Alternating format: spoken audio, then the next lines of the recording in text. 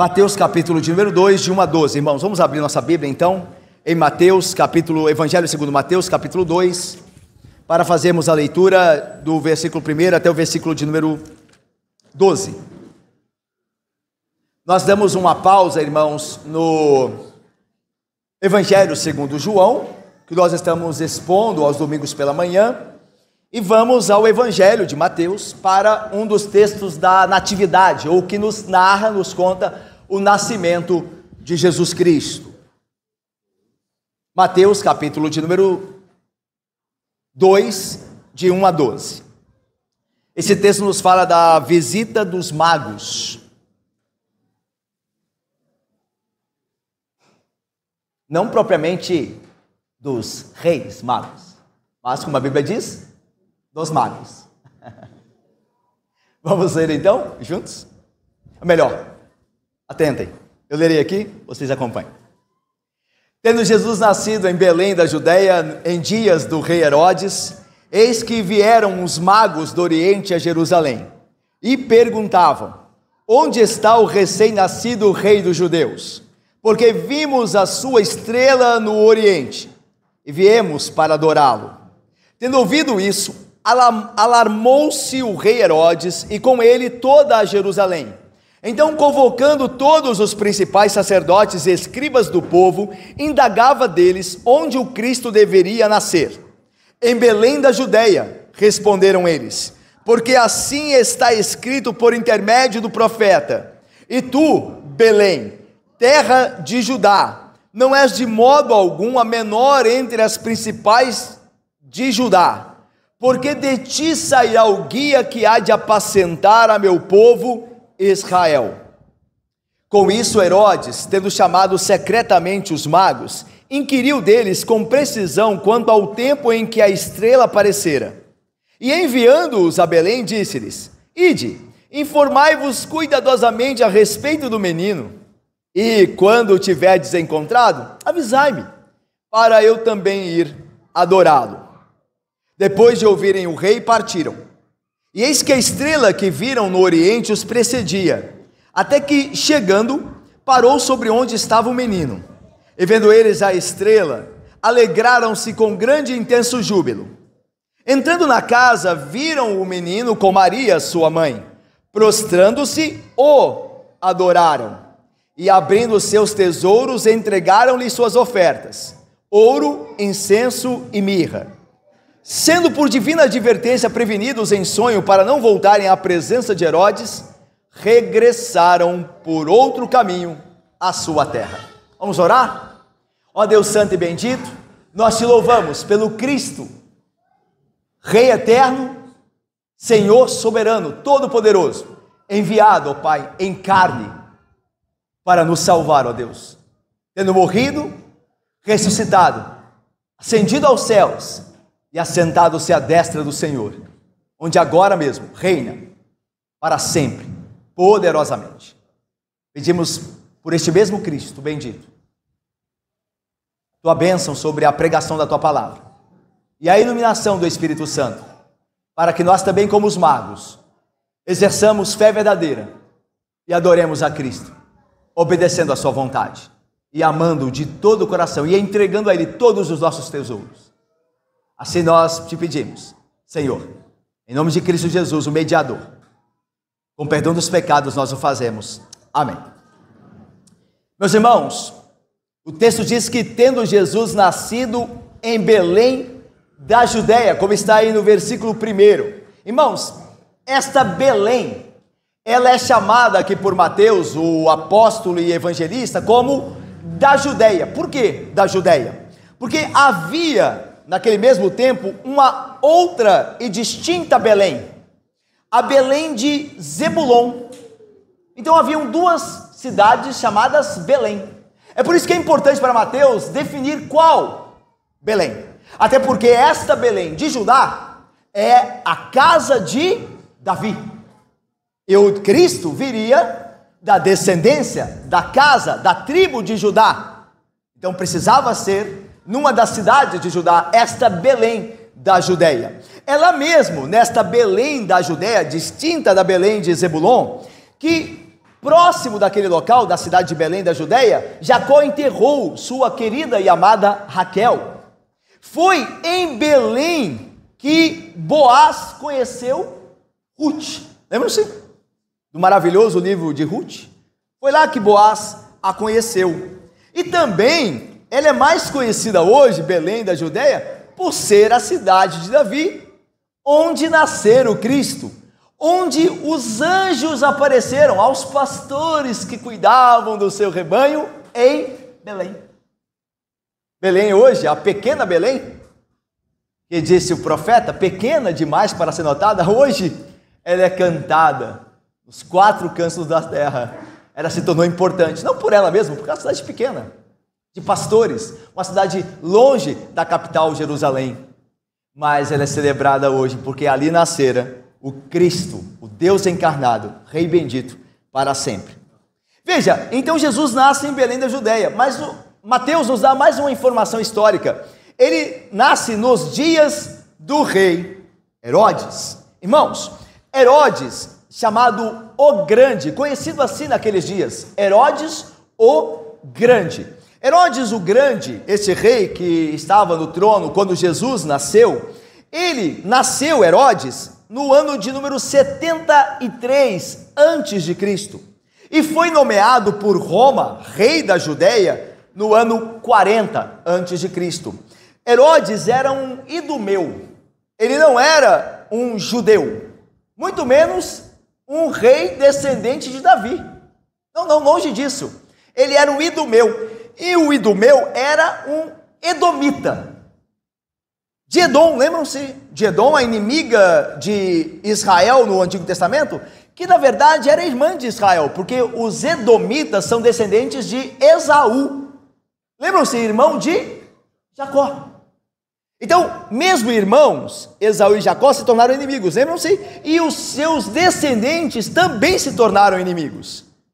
Então Herodes era um idumeu, era um edomita, ele não tinha direito ao trono. O trono, a ele tinha direito o descendente de Davi, mas Herodes não tinha. Herodes foi nomeado rei da Judeia por uma questão política. Roma, que dominava não só aquele território, mas também o território da Judeia, nomeou ali alguém que fazia a sua vontade, agradava a Roma, e aí estava Herodes o Grande. Esse Herodes o Grande, meus irmãos, ele era um homem rico, ele era politicamente dotado, era um político articulado, ele era um excelente administrador e astuto bastante para sempre estar nas graças dos sucessivos imperadores romanos. Nós vamos ver aqui no texto a astúcia de Herodes, uma parte dela aqui, um aspecto dessa astúcia. Ele era um grande político, Herodes.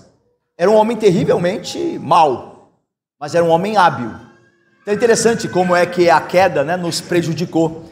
Alguém pode ser muito hábil politicamente, alguém pode ter trânsito entre os homens, sabe? Ser uma pessoa que é um político nato, ao mesmo tempo ter um caráter terrível. Assim era Herodes. Mas ele era um grande administrador, e isso é comprovado também, não só, mas também pela grande reforma e ampliação do templo na época de Jesus. Lembram-se que o templo no Antigo Testamento havia sido destruído, lembram-se? E então com Esdras e Neemias ele foi levantado novamente, mas ficou longe da glória que tinha na época de Salomão. E aí veio Herodes o Grande e fez uma grande reforma e ampliou o templo de forma magnífica. Tanto que vocês se lembram que nesse mesmo evangelho de Mateus, os discípulos, tendo Jesus saído ali com eles do templo, indo para fora do templo lá em Jerusalém, os discípulos chamam Jesus e dizem o que vai dar origem ao discurso dele, dos últimos dias lá em Mateus 24. Os discípulos dizem assim: Senhor, veja esta grande construção, vejam estas pedras, ou seja, aquilo era magnífico. E foi Herodes que participou dessa reforma e ampliação do templo na época do Senhor Jesus Cristo. Herodes amava o poder, mas nos seus últimos dias de vida, sofrendo de uma doença e do medo de perder seu trono, se tornou desconfiado de tudo e de todos. É assim, com aqueles que amam o poder nesta vida, que amam a influência. eles vão se tornando velhos e as limitações da velhice vão impedindo que eles pratiquem a política que sempre praticaram. Eles vão ficando mais de fora da esfera política pela própria limitação física, certo? E eles começam a ter medo de perder o poder e a influência. Aconteceu com Herodes, ele começou a se desconfiar de tudo e de todos, ao ponto de matar a sua esposa, Mariana. Mariana, que era descendente dos Macabeus. Lembra-se que os Macabeus eram um partido, digamos assim, nacionalista. E por meio de Macabeus, alguns dos estrangeiros pagãos que dominavam a Judéia foram expulsos no período intertestamentário, o período que passa ali do Velho para o Novo Testamento. Então veja, Mariana era filha, descendente, melhor dizer, de Macabeus. Então já havia uma desconfiança. E esse casamento era mais político, para Herodes tentar, de fato, controlar os opositores, aqueles descendentes do nacionalismo dos Macabeus. Mas Herodes ficou tão desconfiado que por fim matou a própria esposa Mariana e pelo menos, registrado pela história, 2 filhos dela, porque ele temia que eles tomassem o trono. Veja, um grande administrador, um grande político, um homem com habilidades inegáveis, mas um homem perverso. Homem perverso, a tal ponto que destruiu a sua própria família pela sede do poder. Não é à toa que ele vai, posteriormente, mandar matar todos os meninos de 2 anos para baixo na Judéia e principalmente na região ali de Belém, com medo do Messias. Ok? Herodes vai morrer no ano 4 depois de Cristo. Entre janeiro e março, alguns estudiosos entendem. Então assim Herodes reinou 34 anos. Então este Herodes é o Herodes o Grande na época em que Jesus nascera. E Mateus está nos contextualizando para que nós nos finquemos na história, em que momento mais ou menos Jesus nasceu. Vamos lá então, olha a continuação do texto. Então, tendo Jesus nascido em Belém da Judéia em dias do rei Herodes, eis que vieram os magos do Oriente a Jerusalém. Bom, estes magos, irmãos, não eram feiticeiros, né? Não eram lá desses filmes que a gente vê de fazer mágica e tudo mais, nada disso. Esses magos, esse termo magoi ou magos, era um termo usado para as pessoas naquela época que estudavam e se debruçavam em astrologia, livros, sonhos, eram sábios da época. Provavelmente eles tinham o mesmo título que recebera Daniel. É interessante notar que estes magos que vieram do Oriente, talvez, embora o texto não diga, mas talvez, e muitos estudiosos creem assim, que eles vieram do Oriente, né, do leste, onde estava a Babilônia, que é hoje a atual região do Iraque. Se você quer encontrar a região hoje que era a Babilônia, o Império Babilônico, você olha para o Iraque, aquela região ali. É provável que eles estivessem vindo lá daquela região da Babilônia.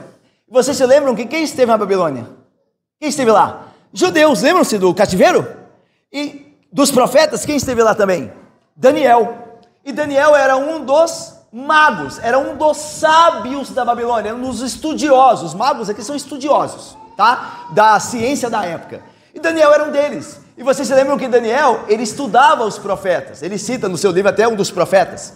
Então é possível que os magos, esses magos, tiveram acesso aos estudos e livros dos judeus e também de Daniel, e chegaram ao estudo da conclusão de que viria um Messias, rei de Judá, nascido em Belém, e que haveria uma estrela para conduzi-los.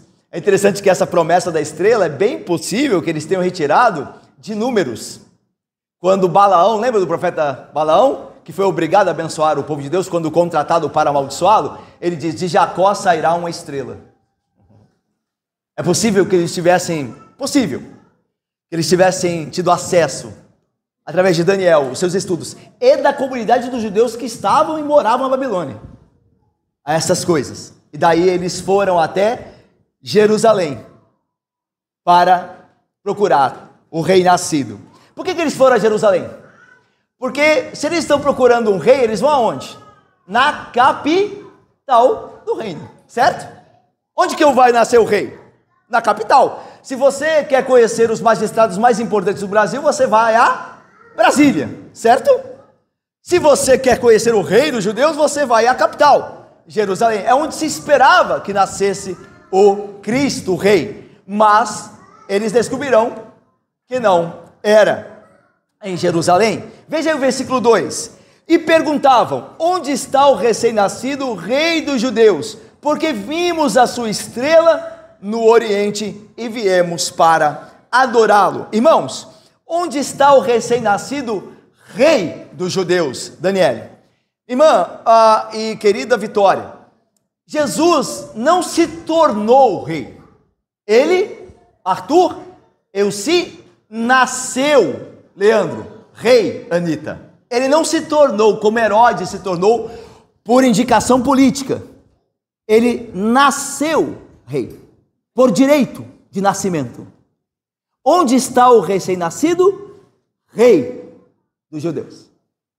Jesus é rei por direito. Ele nasceu rei. Porque primeiro, Deus o estabeleceu como rei. Segundo, ele nasceu como descendente legítimo de Davi. Tanto por parte de pai, digamos assim, pai adotivo, porque José não era o pai de Jesus, nós sabemos que o pai de Jesus era Deus, o pai. Mas por pai adotivo, ele nasceu na casa de Davi, porque José era descendente de Davi. E por mãe, aí sim legítima, de Maria, também tinha direito, porque Maria era também descendente de Davi.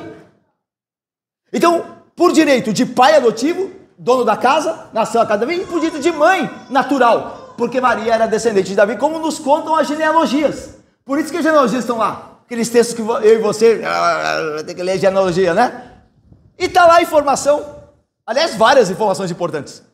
Jesus nasceu da casa de Davi, tanto por pai adotivo, quanto por mãe natural. E por isso, Jesus é dito aqui, o recém-nascido Rei dos Judeus, assim é chamado. Porque vimos a sua estrela no Oriente. Lembra-se da estrela, né? A promessa que Balaão, o profeta falso, fez pelo Espírito Santo de Deus, naquele momento em que falou a verdade. Então ali, a estrela nascerá de Jacó sairá uma estrela. Irmãos, o que era essa estrela? O que era? Aí há muita especulação. Dizem que poderia ser a explosão de uma supernova, um cometa, alguns dizem que até um cometa Halley. Até mesmo uma constelação de planetas. Porém, o texto não diz como Deus providenciou, ele tem todo o poder para isso, aquela estrela. Alguns dizem que talvez fosse obra sobrenatural mesmo, de Deus. Até porque a estrela parou onde o menino nascera. Poderia ser essa estrela usada de maneira sobrenatural para guiar os magos? Sim. Com certeza, o Senhor que é Senhor de tudo. Ele não fez o sol parar? Lembram-se? Ele também é Senhor de todas as estrelas. Ele a chama, diz o Salmo, pelo nome. Ele chama as estrelas pelo nome. E toda a criação o obedece. Então há muita especulação sobre o que seja, mas certamente ela foi usada por Deus para conduzir os magos até Belém. E aí veja que eles dizem que vieram para adorá-lo. O historiador Joséfo, o antigo historiador do século I, que escreveu lá os volumes das guerras dos judeus, dizia que o mundo antigo, todo o mundo antigo, procurava um líder judeu de renome. O mundo antigo tinha uma expectativa de um Messias judeu, afirma Joséfo, esse historiador do século I. Então é possível que os magos teriam estudado esses livros judeus e criaram essa expectativa verdadeira, porque o rei dos judeus também viria, como de fato veio, e estavam preparados para adorá-lo. Embora certamente Moisés, querido, e Laila, eles adorariam ali naquela oportunidade mais do que conheciam. Eles achavam que aquele menino, obviamente, com uma fé verdadeira, a gente vai ver, mas uma fé ainda não madura, certo? Como nós temos hoje, por exemplo, nós temos maior revelação do que eles tiveram, certo? Mas eles adoraram menos, de fato, ou melhor, mais do que conheciam. Adoraram mais do que conheciam. Adoraram o rei dos judeus. Mas Jesus é muito mais do que um rei dos judeus. Ele é rei dos judeus, mas ele é o rei, é o Deus encarnado, é o rei de todas as coisas. Mas vamos ver aqui, irmãos, passa aqui a primeira aplicação desta manhã, sobre os magos que vieram do Oriente para adorar Jesus. E nós aprendemos aqui, irmãos, que a fé muitas vezes vem de onde menos se espera. Nós veremos isso num contraste mais próprio de Herodes, que vai ficar alarmado e a sua ira se acenderá, e os escribas, estudiosos da lei, que vão citar o texto da profecia de Belém, mas eles mesmos não irão a Belém. Enquanto os gentios, vindo do Oriente, de uma terra distante, vão adorar o Messias recém-nascido. Então a fé muitas vezes vem de onde menos se espera. O Senhor Jesus possui muitos servos secretos, como aqueles sábios antigos. A história deles sobre a terra talvez seja tão pouco conhecida quanto a história, por exemplo, de Melquisedeque. Lembra de Melquisedeque? Que encontrou com Abraão, lá em Gênesis? Pouco se sabe dele, certo? Mas ele era sacerdote do Deus Altíssimo, diz o texto. Mas pouco se sabe. É um servo, digamos assim, secreto. E também, meus irmãos, pouco se sabe também do homem, por exemplo, como Jetro. Lembram-se do Jetro? Sogro de Moisés, um gentio também. Mas um homem sábio, um homem temente a Deus. Mas pouco sabemos dele. Mas era um homem que, o pouco que sabemos, era de fato um crente em Yahvé, o Senhor. E Jó? Tem um livro de Jó, não tem? Mas nós sabemos pouco sobre a sua origem, e provavelmente Jó não era um judeu. Provavelmente Jó era um edomita, da mesma nacionalidade de Herodes. Mas diferente de Herodes, Jó era um crente, um homem íntegro, que adorava a Deus. Veja, a fé, às vezes é encontrada onde menos se espera. Irmãos, nós faríamos bem em não esquecer essas coisas. Às vezes nós olhamos ao nosso redor, quando nós estamos fora do contexto aqui da igreja, e achamos que não pode haver fé, que as pessoas estão perdidas para sempre. Mas Deus pode infundir fé no mais terrível pecador, no homem que outrora estivera mais distante dele. Deus pode trazê-lo à fé. Isso não quer dizer, meus irmãos, que na igreja católica apostólica há fé, que no espiritismo há fé, que no adventismo há fé. Isso não quer dizer isso. Estou dizendo que é isso. Estou dizendo que Deus pode alcançar pessoas nesses contextos e dar fé a elas verdadeira, e elas virão a Cristo. Esse é o ponto. A fé pode alcançar os homens das mais diversas formas, nos mais diversos contextos, ainda que eles sejam muito distantes de Deus. A fé pode surgir, como o caso desses magos. Quem esperaria esses sábios do Oriente irem a Jerusalém para adorar o menino? Quem esperaria? E lá estavam eles. Lá estavam eles. A graça divina, meus irmãos, não se limita a lugares e a famílias. O Espírito Santo pode conduzir almas aos pés de Cristo sem a ajuda de muitos meios externos.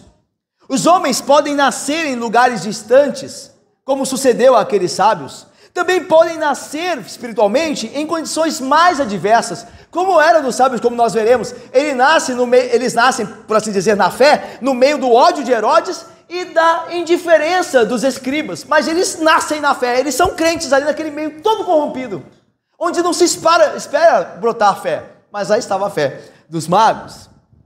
Jesus Cristo afirma isso, meus irmãos, que às vezes, onde menos nós esperamos fé, é o lugar que ela surgirá poderosamente. Olha o que Jesus Cristo nos diz e afirma esse princípio através dessa parábola. Eu vou ler. Jesus diz assim: e o que vos parece? Um homem tinha 2 filhos. Chegando-se ao primeiro, disse: filho, vai hoje trabalhar na vinha. Ele respondeu: sim, senhor. Porém, não foi. Dirigindo-se ao segundo filho, disse-lhe a mesma coisa. Mas esse respondeu: não quero ir. Depois, arrependido, foi. Aí Jesus faz uma pergunta aos que estavam ouvindo a parábola: qual dos 2 fez a vontade do Pai? Os ouvintes disseram: o segundo, que não disse que não ia, mas foi por fim. Declarou-lhe Jesus: em verdade vos digo que publicanos e meretrizes e prostitutas vos precedem no reino de Deus.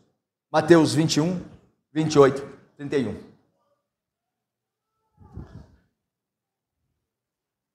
Prostitutas e cobradores de impostos, pessoas do governo, que são geralmente mal falado, né? Às vezes de maneira justa, às vezes de maneira injusta. Vos precedem no reino. A ideia é, vocês que estão aqui na igreja, tem prostitutas que estão se arrependendo e que irão na frente de vocês. Isso não quer dizer que a prostituta continua na prostituição e vai para o reino. Não quer dizer isso. A ideia a verdade é que Deus está trabalhando e pode trabalhar em prostitutas para livrá-las daquela vida e trazê-las ao Cristo. Enquanto pessoas na igreja nunca mudam de vida e vão para o inferno. Essa é a ideia. Prostitutas estão se convertendo. E os filhos do reino, que estão na igreja, perecerão. Há pessoas afora que estão sendo começadas a trabalhar, ser trabalhadas pelo Espírito. E já começam a mostrar mais frutos do que muitas pessoas dentro da igreja. Porque a fé, muitas vezes, vem de onde menos se espera. Então, meus irmãos, não nos acomodemos de estar aqui. Exercitemos a fé verdadeira, que leva às boas obras. Não se acomode de estar aqui. Lembre que Jesus diz: prostitutas e publicanos vos precedem no reino. Vamos caminhar mais um pouco. Versículo 3. Tendo ouvido isso, alarmou-se o rei Herodes e com ele toda a Jerusalém. Tendo ouvido o quê? Irmãos, tendo ouvido que o Messias, o rei dos judeus, nasceu. Aí Herodes disse: mas espera aí, eu sou o rei dos judeus. Como é que o rei dos judeus nasceu? A ideia, meus irmãos, é que, ao contrário de Herodes, este rei que nascera era rei, como dissemos outrora, legítimo, por nascimento. Então a ideia aqui é que Herodes não tinha direito ao trono, mas este rei, por nascimento, o tinha. E diz o texto que ele, diferente dos magos, que vieram para adorá-lo, ao rei nascido dos judeus, Herodes alarmou-se, e com ele toda a Jerusalém. Por que Jerusalém alarmou-se com Herodes? Porque estava preocupado em Herodes perder o trono? De forma alguma. Para os judeus, para muitos deles, era melhor que Herodes perdesse o trono dele. Eles ficaram alarmados porque eles tinham medo que poderia vir da ira e da desconfiança de Herodes por ter um opositor, um rival. Não é assim? Quando um homem mau é provocado, as pessoas temem, porque muita maldade pode sair dali. Olha o que diz, irmãos, o provérbio lá de Salomão: quando se multiplicam os justos, o povo se alegra. Por que o povo se alegra? O povo aqui em geral, da sociedade. Porque a justiça aumenta, porque os justos se multiplicam, então vai ter mais justiça. Agora veja, quando porém domina o perverso, quando o perverso é o que governa, então o povo geme.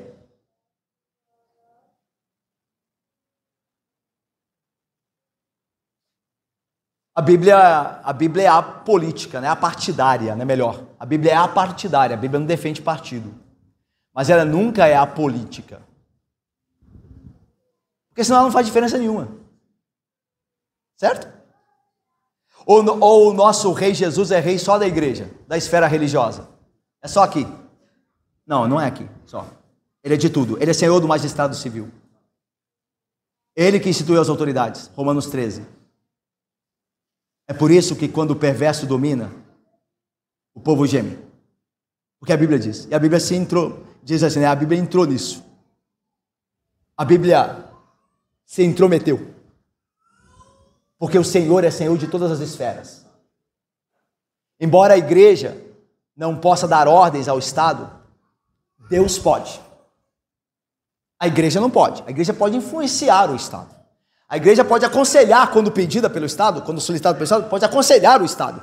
Mas a igreja não pode comandar o Estado, porque são esferas distintas. Mas sobre todas as esferas está o Deus, o Cristo bendito. E ele pode falar tanto da igreja, quanto do Estado.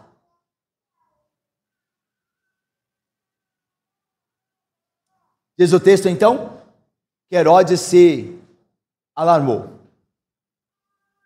Vou terminar esse sermão hoje à noite, se Deus quiser, ok? Nós vamos pregar em Isaías, mas eu não quero correr com ele, e por causa do nosso tempo, eu vou terminá-lo hoje à noite, eu espero vê-los todos aqui, tá bom? Eu não vou contar spoiler do texto, até porque vocês já têm todo ele aí. Mas venham adorar a Deus. Mas eu vou terminar com a seguinte aplicação aqui. A mesma mensagem trouxe reações diferentes aos homens. O ponto aqui do texto é, a mensagem do nascimento de Cristo fez com que os magos deixassem o Oriente toda a distância percorrida, todos os perigos e o cansaço daquela viagem para adorar ao rei nascido. Eles estavam felizes por isso e trouxeram seus presentes, como nós veremos. Mas a Herodes, a notícia foi alarmante. Herodes não ficou feliz com a mesma notícia, irmãos. Não é impressionante isso? Com a mesma notícia. É porque o evangelho é assim. Ele atrai e expele. Ele salva e rejeita, ao mesmo tempo. Por causa dele, o evangelho quer rejeitar pessoas? Não, é por causa das pessoas, da dureza do coração. Por que nós cremos? Porque quando nós falamos que Deus é soberano e governa tudo que acontece, tanto o bem quanto o mal nessa vida, nós cremos e outros não? Por que quando nós ouvimos isso, nós dizemos de Deus, Deus, Tu és todo poderoso, nós te louvamos, e nós de fato entendemos que nós somos pó, e o Senhor é que governa, e outros dizem da mesma verdade, este Deus autoritário, este Deus que é insensível, este Deus que traz tragédias. Por quê? Por que reagem de forma diferente? Porque o coração é diferente. Porque Deus opera em uns e não em outros. É por isso que a mesma mensagem, os magos reagiram de uma forma e Herodes a outra. O problema, irmãos, o problema não é o evangelho fiel.